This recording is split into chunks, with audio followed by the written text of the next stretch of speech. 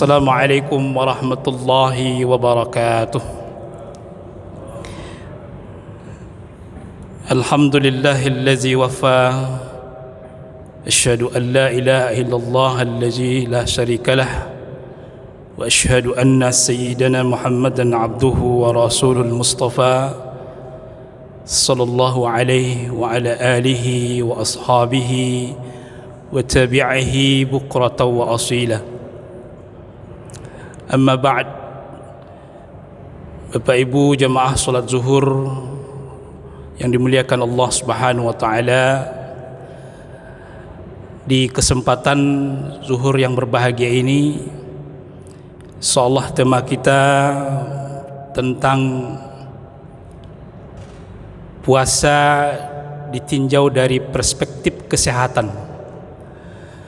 Mohon maaf yang sebesar-besarnya, kami bukan praktisi kesehatan, tapi setidaknya kita ingin coba menganalisa hadis Rasulullah sallallahu alaihi wasallam yang diriwayatkan oleh Imam Ahmad, Imam Ibnu Sunni, Abu Naim, dari sahabat Nabi Abu Hurairah, Allah meridainya. Rasulullah sallallahu alaihi wasallam bersabda, "Sumu tasihhu."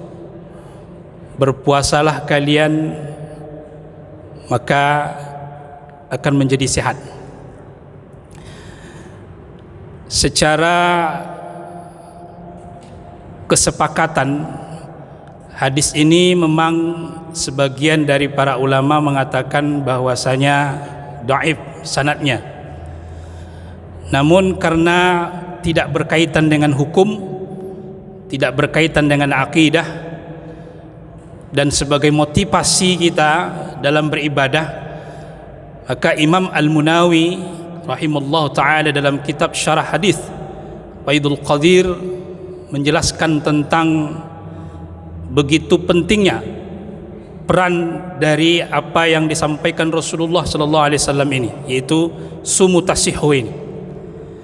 Beliau mengatakan bahwasanya di hadis ini ada motivasi positif, ada peran yang sangat bermanfaat bagi orang yang berpuasa dalam kesehatan tubuhnya, dan juga untuk mendapatkan kenikmatan yang sangat luar biasa, yaitu pahala di sisi Allah Subhanahu wa taala di hari akhirat nanti.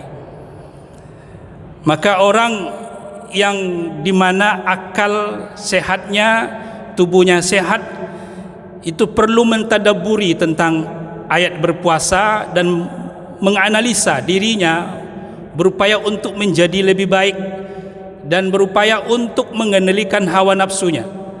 Maka itu ada di bulan puasa ini, dan akhirnya nanti orang ini akan berupaya menjadi dari orang yang beriman menuju kepada orang yang ihsan.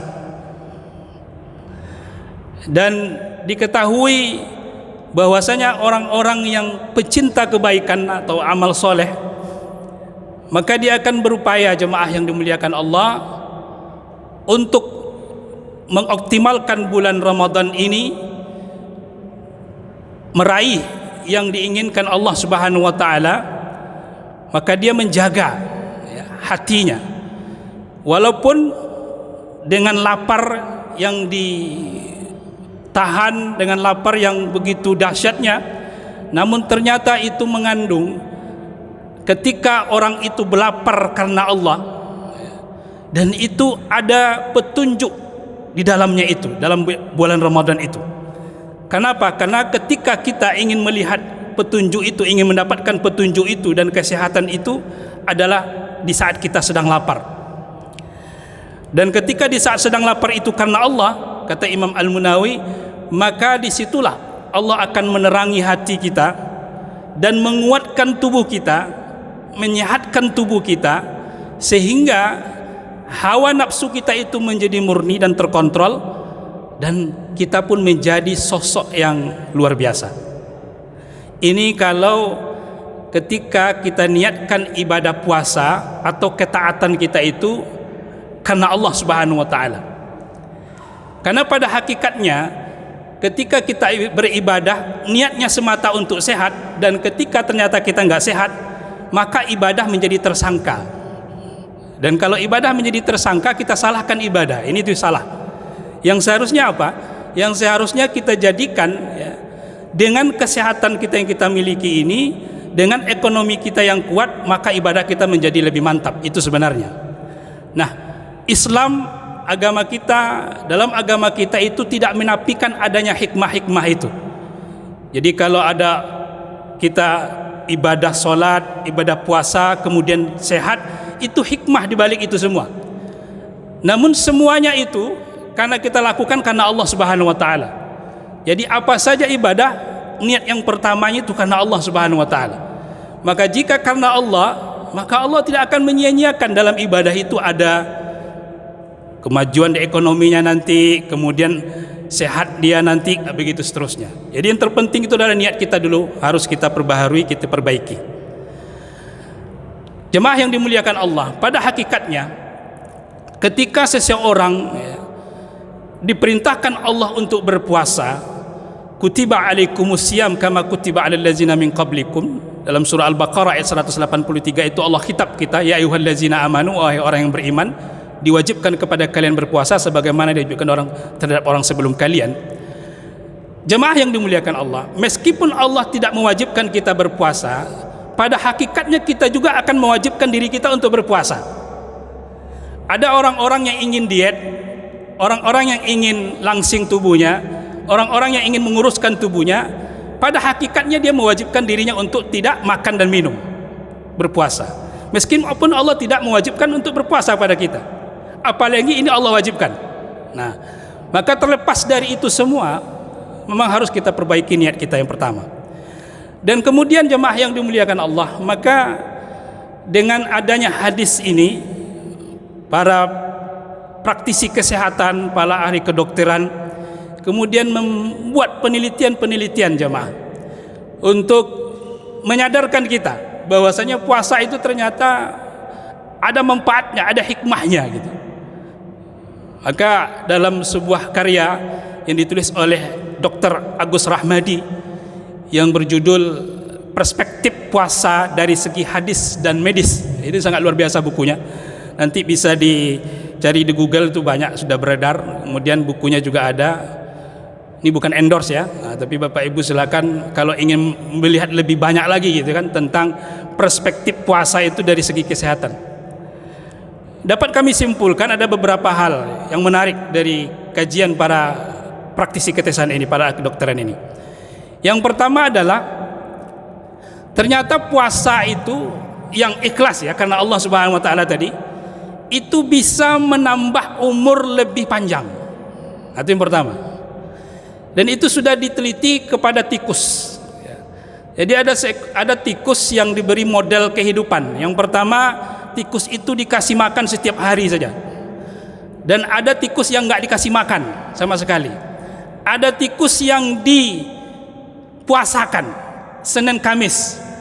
Dan ada tikus yang puasanya puasa Nabi Daud, sehari makan sehari berpuasa. Setelah itu dilihat hasilnya, ternyata hasilnya adalah tikus yang tidak dikasih makan sudah pasti mati, juga karena nggak ada yang dimakan gitu kan. Dan tikus yang makan tiap hari saja pun mati juga, walaupun hidup tapi nggak lama. Dan ternyata tikus yang dikasih makan yang puasa, yaitu Senin Kamis itu sama puasa kadang kemudian tidak puasa, seperti puasa Nabi Daud, ternyata itu lama hidupnya, 4 tahun lebih lama daripada tikus yang dikasih makan terus setiap hari. Ini artinya apa? Artinya ternyata jemaah yang dimuliakan Allah, dengan istilah kedokteran ada namanya mitokondria. Wallahu alam, itu kedokteran yang tahu. Itu yang membuat dalam sel tubuh kita itu ada sel nama sel mitokondria, yang itu yang membuat kita itu tetap istimewa dalam umur kita. Nah, kenapa? Karena efek dari puasa itu. Nah, itu yang pertama. Yang kedua, ternyata puasa itu bisa mencerdaskan otak. Ya. Jadi sudah diteliti juga oleh ahli kedokteran.